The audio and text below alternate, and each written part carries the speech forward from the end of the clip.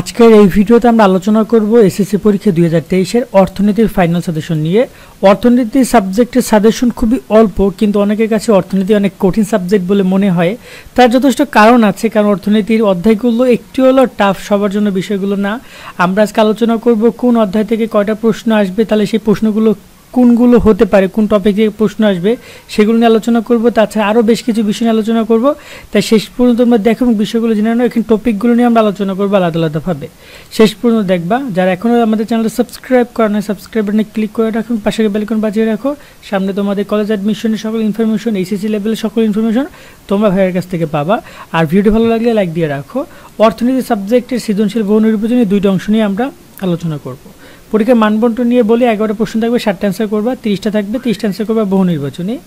সে 100 নম্বরের পরীক্ষা, 23 নম্বর পেতে হবে সৃজনশীল আলাদাভাবে, অর্থাৎ 3টা সৃজনশীল তো দিতেই হবে এবং 23 নম্বর পেতে হবে পাস করার জন্য। বহু নির্বাচনীতে 10 পেতে হবে। তুমি যদি এইগুলো না দাও তাহলে তুমি ফেল হবে, দুইটা অংশ আলাদা আলাদা পাস। এক্ষেত্রে এইগুলো একটু মাথায় রেখো। কোন অধ্যায়গুলো রয়েছে সংক্ষিপ্ত সিলেবাসে? মাত্র 6টা অধ্যায় রয়েছে। প্রথম অধ্যায় অর্থনীতি পরিচয়, দ্বিতীয় অধ্যায় রয়েছে অর্থনৈতিক গুরুত্ব, তৃতীয় অধ্যায় রয়েছে উপযোগ, চাহিদা, যোগান ও ভারসাম্য। ভেরি ইম্পর্টেন্ট এবং টাফ একটা অধ্যায়। উৎপাদন সংগঠন রয়েছে, তারপর রয়েছে জাতীয় আয়ের পরিমাপ। তো এটা একটু কঠিন হতে পারে অনেকের কাছে, একটা গুরুত্বপূর্ণ বা একটু কঠিন। বাংলাদেশের গুরুত্বপূর্ণ অর্থনৈতিক প্রসঙ্গ। এই টোটাল 5টা-6টা অধ্যায় রয়েছে, এখান থেকে তোমাদের প্রশ্নগুলো আসবে।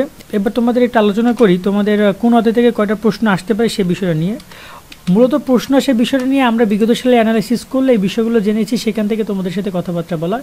এমন না যে অনেক কিছু মানে মিলিয়ে এই বছরই প্রশ্ন দেখে তারপর তোমাদের সাথে কথা বলছি, এমন কিছু না। এক্ষেত্রে আমরা দেখে নিই যে সকল বোর্ডের প্রশ্ন কাঠামো কেমন হয়। এই বছরের যে প্রশ্ন কাঠামো সেখানে দেখা যাবে যে অর্থনীতি পরিচয়, এখান থেকে একটা প্রশ্ন আসবে। আমি তোমাদেরকে বলে দিই কোন প্রশ্নটা আসার সম্ভাবনা বেশি। এখানে অর্থনীতি পরিচয় আমরা যদি সংক্ষিপ্ত সিলেবাসকে দেখি তাহলে আমরা বুঝতে পারবো প্রথম অধ্যায়ের ক্ষেত্রে 2টি অর্থনৈতিক মৌলিক সমস্যা, অর্থনীতির 10টি নীতি, বিভিন্ন ধরনের অর্থনৈতিক ব্যবস্থা, এগুলো সবচেয়ে বেশি গুরুত্বপূর্ণ। তারপরে আয় বৃত্তাকার প্রবাহ, 2টি খাত, এটা একটু দেখে যেতে পারো। বাট এখানে 3টা বেশি গুরুত্বপূর্ণ, একটু ভালো করে রিলেটেড যতগুলো আছে পড়ে যাবা।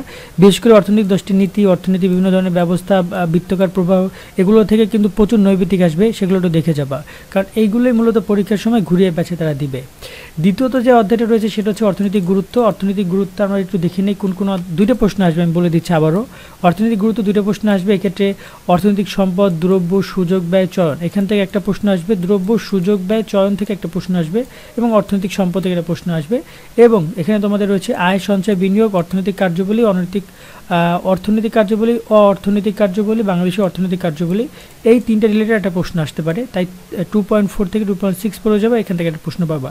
এই 2টো প্রশ্ন যদি তুমি আরও ডিটেলসে পড়তে চাও এখান থেকে দেখতে পারো। অর্থনৈতিক কার্যাবলী, তারপর হচ্ছে এখানে তোমাদের আয়, সঞ্চয়, বিনিয়োগের সম্পর্ক নির্ণয় করা বা পার্থক্য, সুযোগ, ব্যয়, চয়ন, ব্যয়ের ধারণা ব্যাখ্যা করা, এই বিষয়গুলো রিলেটেড যতগুলো সৃজনশীল আছে পড়ে যাবা। ফুল অধ্যায় বলে তুমি 2টা প্রশ্ন এখান থেকে কমন পড়বা। এক্ষেত্রে কোন অধ্যায়গুলো সহজ, কোন অধ্যায়গুলো কঠিন সেটা নিয়ে তো আমি কথা বলবো শেষের দিকে। তৃতীয় অধ্যায় রয়েছে উপযোগ, চাহিদা, যোগান ও ভারসাম্য। এই অধ্যায় থেকে 2টা প্রশ্ন আসবে। এই অধ্যায়টা যথেষ্ট কঠিন তোমাদের কাছে মনে হতে পারে এবং বাস্তবেই কঠিন। এক্ষেত্রে যেমন ধরো এই যে সিম্পলভাবে 2টা প্রশ্ন আসার সম্ভাবনা সবচেয়ে বেশি হচ্ছে উপযোগ, ভোক্তা, মোট উপযোগ, প্রান্তিক উপযোগ, ক্রমহ্রাসীন প্রান্তিক উপযোগ বিধি, এই 3টা নিয়ে একটা প্রশ্ন আসবে। অর্থাৎ উপযোগ, ভোক্তা, ক্রমহ্রাসমান প্রান্তিক উপযোগ নিয়ে একটা প্রশ্ন আসবে। আর একটা প্রশ্ন আসবে 2টা টপিক থেকে, হয়তো চাহিদা থেকে একটা প্রশ্ন আসবে না যোগান থেকে একটা প্রশ্ন আসবে।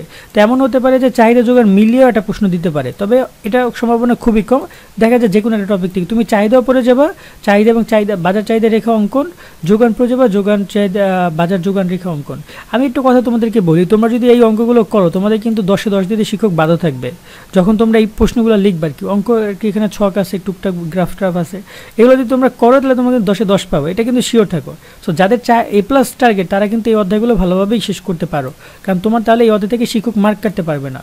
ধরো না তুমি যদি এই যে দ্বিতীয় বা অর্থনৈতিক গুরুত্ব ধারণা পড়ো, এখান থেকে তুমি যদি একটা প্রশ্ন লেখো হয়তো বা 10-এ 8 দিবে, 9 দিবে বা 7 দিবে, কিন্তু এখানে 10-এ 10 দিবে শিক্ষকরা।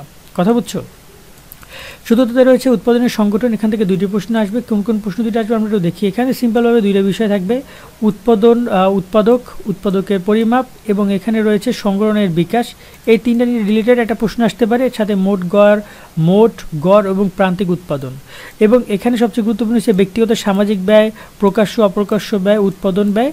এরপর হচ্ছে ক্রমসমান প্রান্তিক উৎপাদন বিধি, এই রিলেটেড একটা প্রশ্ন আসতে পারে। এখানে একটা ব্যয় রিলেটেড প্রশ্ন আর উপরে নিয়ে একটা প্রশ্ন আসতে পারে।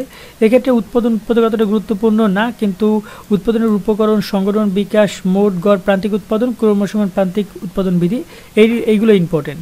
এখান থেকে প্রয়োজন, এখান থেকে দুইটা প্রশ্ন তোমরা কনফার্ম কমন পাবা। এরপর যদি আমরা একটু দেখি, এখানে রয়েছে ষষ্ঠ অধ্যায় জাতীয় আয়ের পরিমাপ, মানে জাতীয় আয় ও এর পরিমাপ। তো এক্ষেত্রে এই অধ্যায় থেকে তোমরা যদি পড়তে চাও, এই অধ্যায়টাও যথেষ্ট কঠিন একটা অধ্যায় মনে হতে পারে তোমাদের কাছে, এবং সত্যি কঠিন। এখানে অনেক কিছু অনেকে বুঝবে না।